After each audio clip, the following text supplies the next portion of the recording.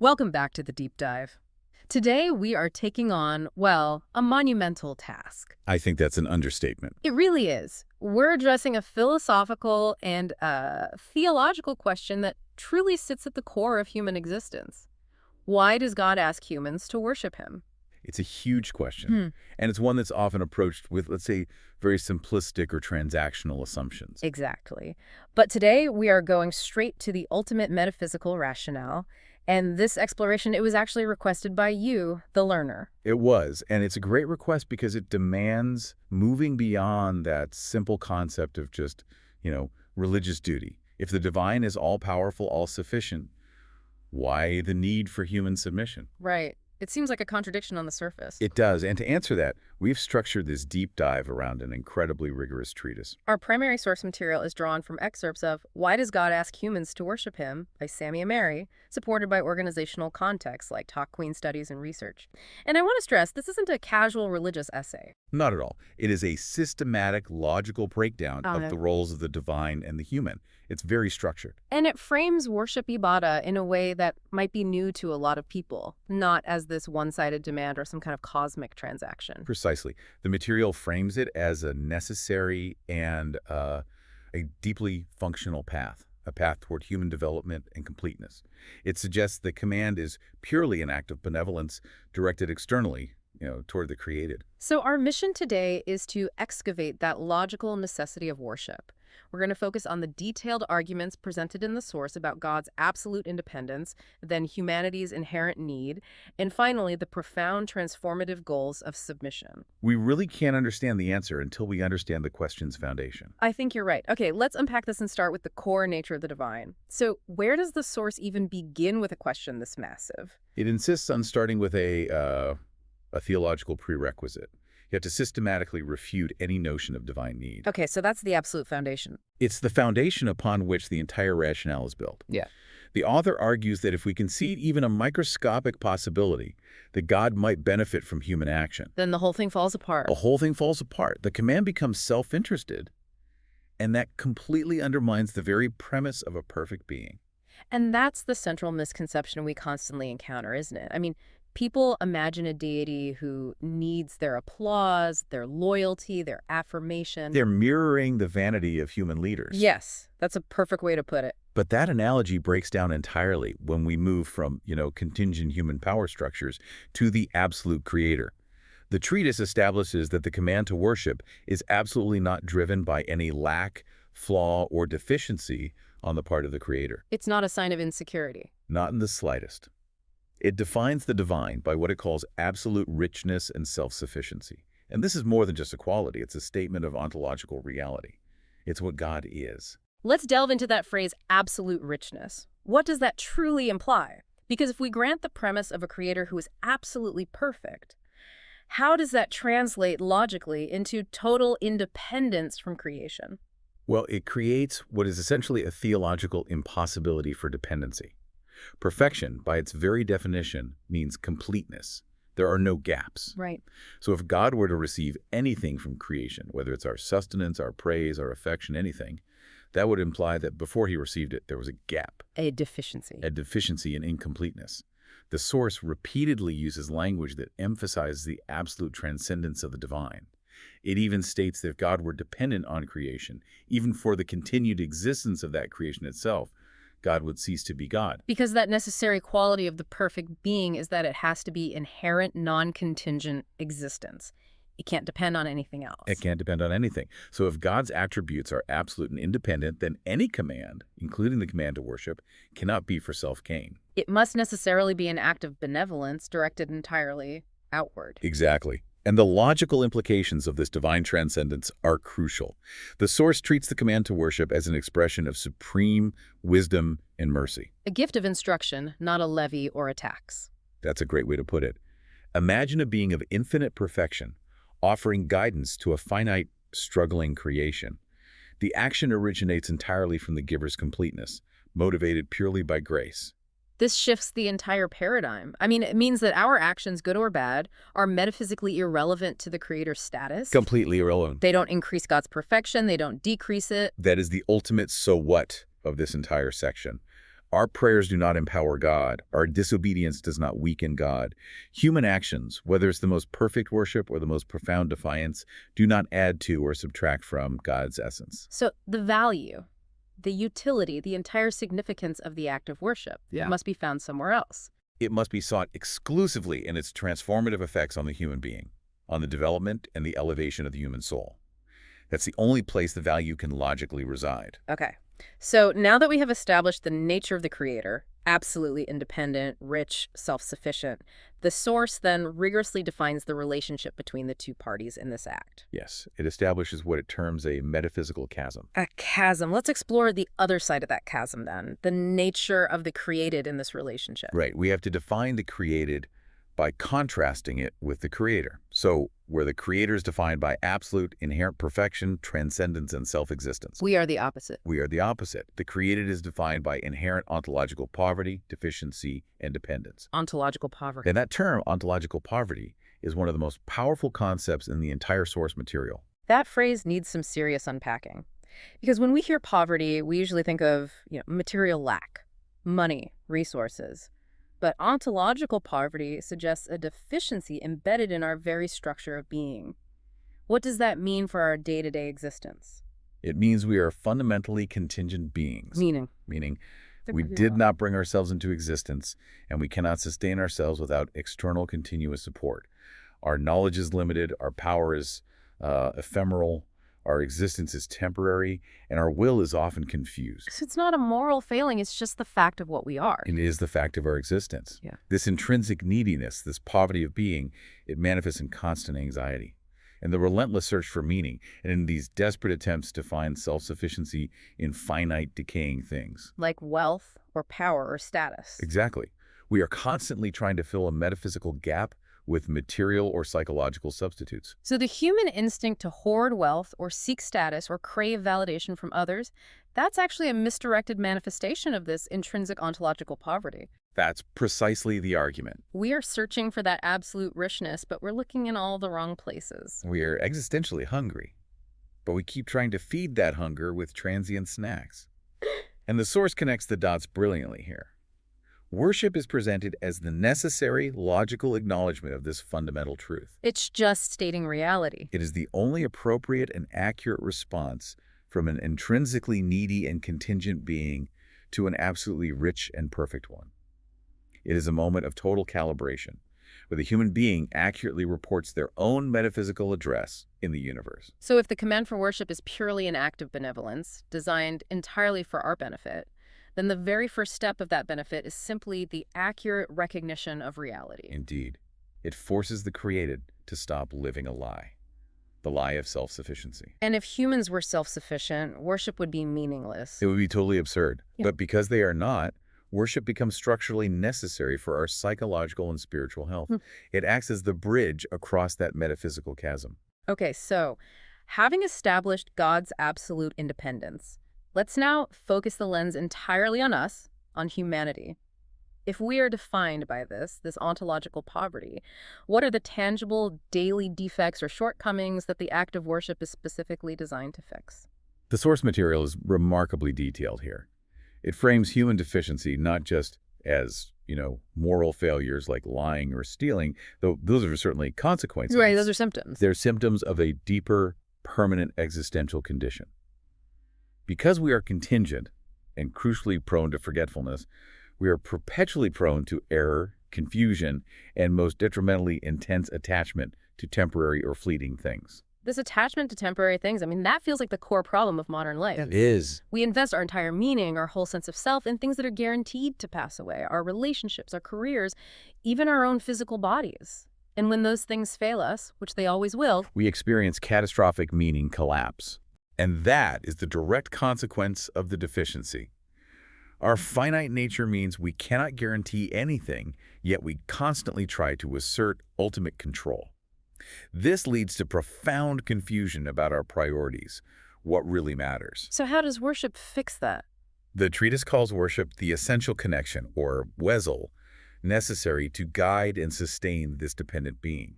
It provides spiritual and moral stability where, left unchecked, there would be perpetual existential confusion and chaos. So you're saying the connection isn't a luxury. It's not a suggestion or a nice to have. It's structurally required for a deficient being to remain upright and It's oriented. like an operating system patch that's required for stability. That's a fantastic analogy. Without this continuous connection, the operating system, the human soul, it just suffers critical errors. It crashes. It does. Now, this brings us to a fascinating interpretation of religious obligation. If it functions as a fix for our deficiency, then the source argues that religious obligations are structured like a rigorous training program. Okay, let's call it the divine curriculum. It's not just homework to be handed in, it's developmental training. Precisely. The obligations are not merely a debt to be repaid to a needy creator, but a proven methodology for systematic human spiritual development. And the genius of it, according to the treatise, lies in the fact that the curriculum is obligatory. Why is that so important? Because if it were optional, the deficient, human prone to distraction, laziness, procrastination, would simply skip it. We'd always say, I'll do it tomorrow. But if it's meant for our benefit, why does the curriculum often feel so challenging or burdensome? I mean, why is it a command rather than just an invitation? That is the crucial design element. That's the feature, not the bug. The Ah. source argues that the difficulty, or the command inherent in the act, is precisely what forces the spiritual growth and purification required. If it were easy, it wouldn't challenge the internal moral diseases we carry. It wouldn't build any muscle. Exactly. Consider acts like fasting or the required discipline of specific prayer times.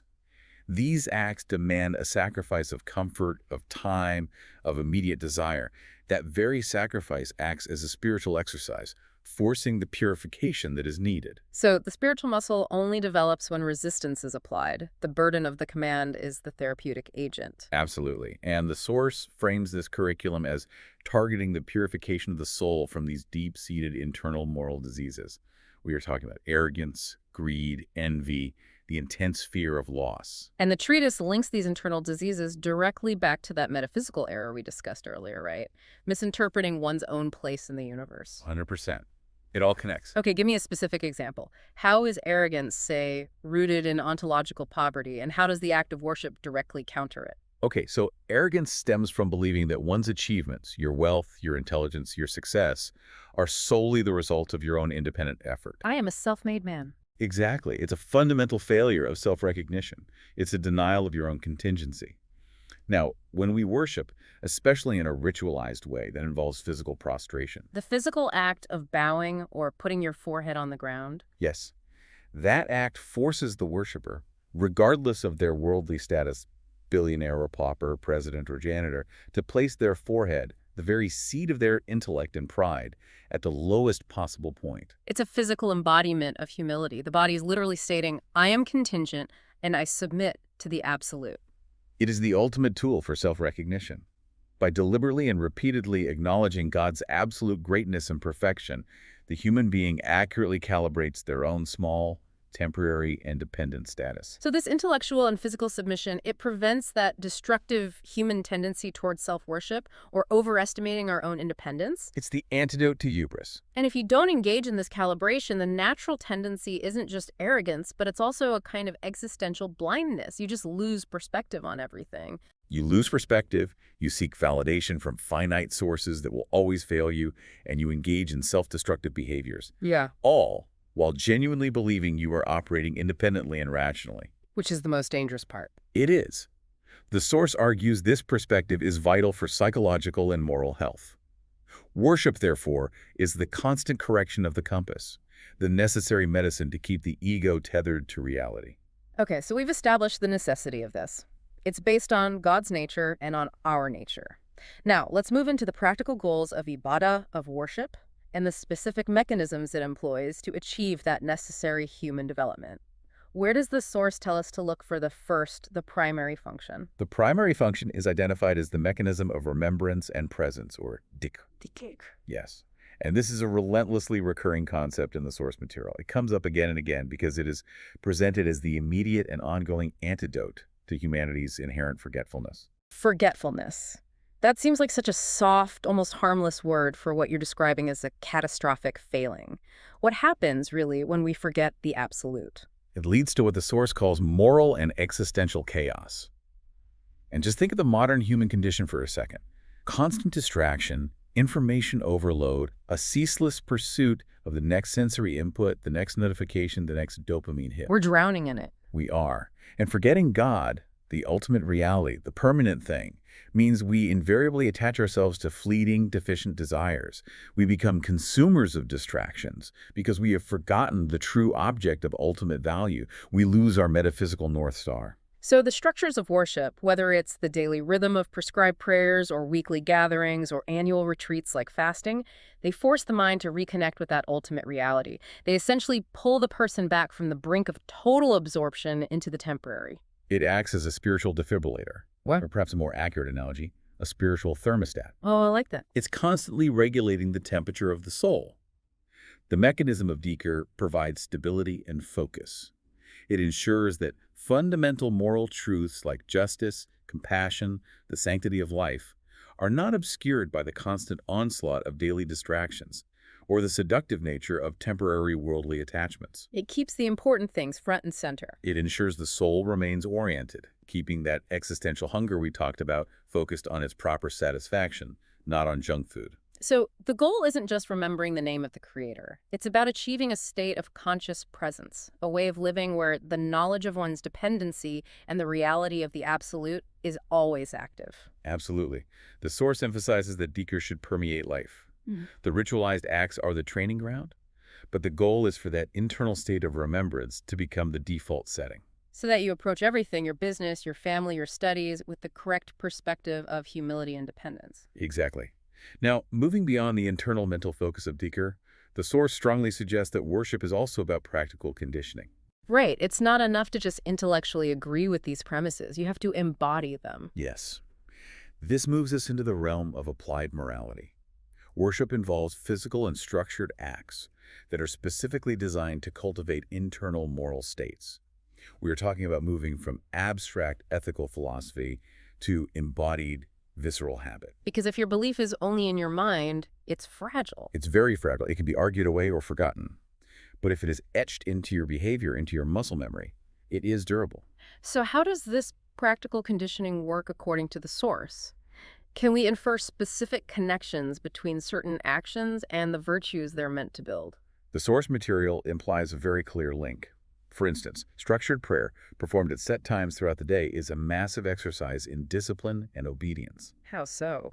Well, it forces the worshiper to stop the flow of worldly activity. You could be in an important meeting, working on a critical task, or in a moment of leisure, and at a specific divinely mandated time, you stop. You interrupt your own flow. You interrupt your own flow. This trains the soul to prioritize the infinite over the finite. It's a direct countermeasure to distraction and self-will. It teaches you that your schedule is not the ultimate authority. And the physical act itself, the standing, bowing, and prostrating, as you mentioned earlier, that's the repeated expression of humility. Yes, the constant performance of submission trains the body and the soul to be naturally inclined toward ethical behavior. Fasting, similarly, is a practical exercise in patience, self-control, and empathy. Empathy, how? By feeling the deprivation of basic needs like food and water, you gain a tangible understanding of the suffering of those who live with that deprivation daily. But more than that, the act is a tangible demonstration that the self can control its base desires rather than being controlled by them. You prove to yourself that you're not just a slave to your appetites. Exactly. The synthesis here is profound. These ritual acts solidify intellectual belief into embodied habit. They move the individual beyond mere abstract ethics to an applied, ingrained, consistent morality. Okay, this brings us to the third critical function. If the goal is to correct human deficiency and our misplaced values, then worship must act as the practical confirmation of monotheism itself. This is the solidification of Tawhid, The oneness of God. the oneness of God. The source positions worship as the essential practical affirmation of God's uniqueness and absolute sovereignty. The logic is simple. Since God is one and absolute, only God deserves absolute devotion. Worship is the practical methodology for ensuring that this core principle is not violated. I think this is where we need to go deeper for our audience. It's easy to dismiss this as just a basic religious concept, don't worship idols. But in a deep dive, we have to explore the nuance of Tawhid according to the source, particularly how it applies to modern life. That is the crucial distinction. The source clarifies that worship actively removes devotion from finite false idols. And in the 21st century, those idols are very rarely statues made of stone or wood. Right. They're much more subtle. They are contemporary concepts that draw our undue devotion away from the absolute. Such as, what are the modern idols the source points to? Well, first and foremost, the worship of the ego. Self-worship. Self-worship, where your personal self-will, your desires, your whims become the ultimate authority in your life. This directly violates the humility that's learned in worship. Then there's the worship of wealth or the market. How does that manifest? It's when economic indicators start to dictate moral choices. When accumulating capital becomes the highest virtue, overshadowing justice or mercy or human dignity. When what's good for the bottom line becomes the only question that matters. And what about power?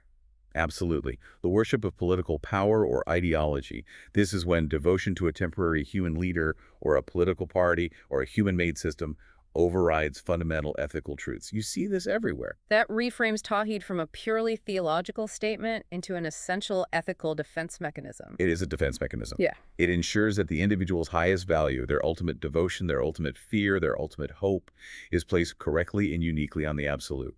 Because if your devotion is placed on a finite idol, a volatile stock market, a fragile political party, your own fleeting youth and beauty disappointment and corruption are inevitable. They are inevitable. That idol will always fail you. Tawhid, as enacted through worship, protects the worshiper from this systemic failure. It ensures their spiritual compass is anchored to the only non-contingent reality. It's the ultimate insurance policy against misplaced devotion. So we've covered the rationale. God needs nothing, we need everything, and the mechanisms. Dhikr, practical conditioning, and solidifying Tawhid. Now let's explore the profound internal transformation that happens when this process is successfully applied.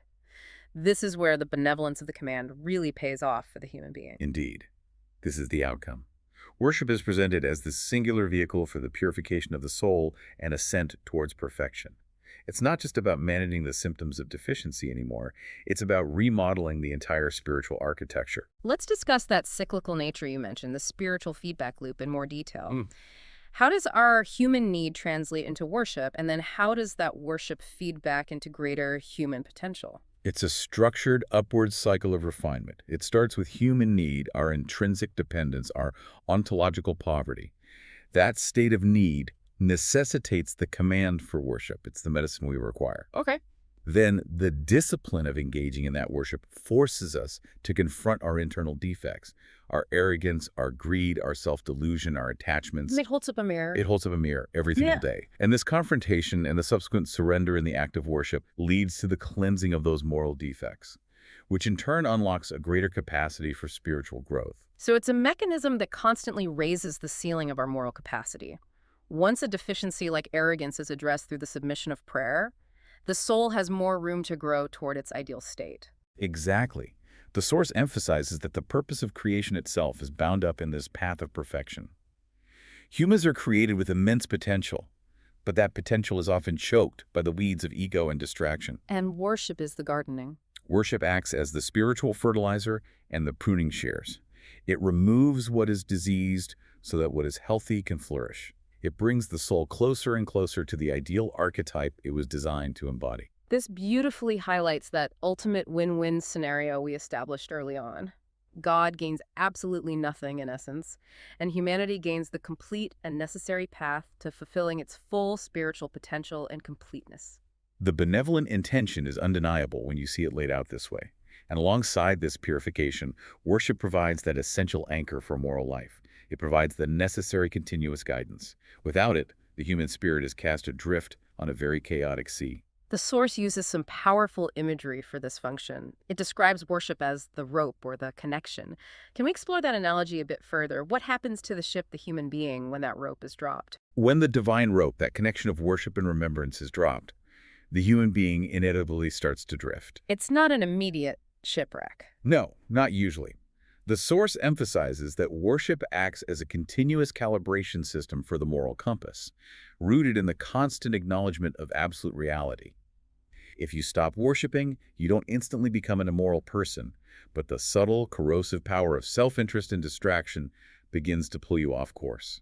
It's a slow, often unnoticed deviation. You might still see the destination on the horizon, but you are no longer oriented correctly to actually reach it. Your heading is off by 1 degree, then two. Precisely.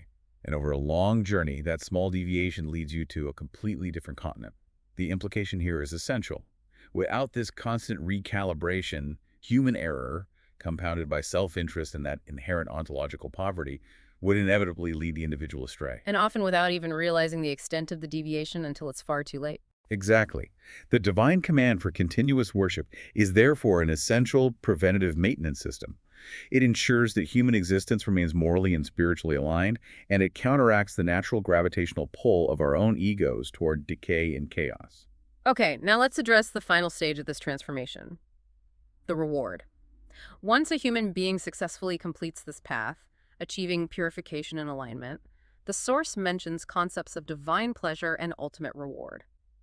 How does the source reconcile this with the non-transactional nature we established right at the beginning in section 1? This is a critical point that requires some careful theological unpacking.